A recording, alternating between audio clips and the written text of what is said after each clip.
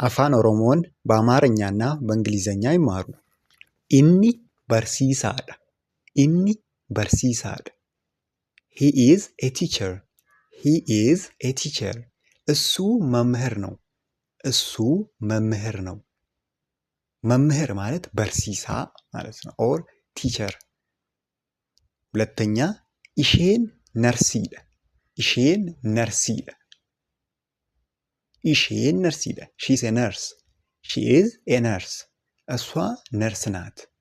እሷ ነርስ ናት። እሷ ማለት እዚህ ጋር ኢሼን ናት የሚለው ዳ በሚለው ነው ማለት ነው እዚህ ጋር ያለው። ሶ the third one ኢሳን ቆናን ቡልቶታ። ኢሳን ቆናን ቡልቶታ. they are farmers. they are farmers. እነሱ ገበሬዎች ናቸው። እነሱ ገበሬዎች ናቸው። ኢሳን ቆናን ቡልቶታ. ቆናን ቡላ ማለት ገበሬ ማለት ነው። በእንግሊዘኛ ደግሞ ፋርመርስ እንላለን።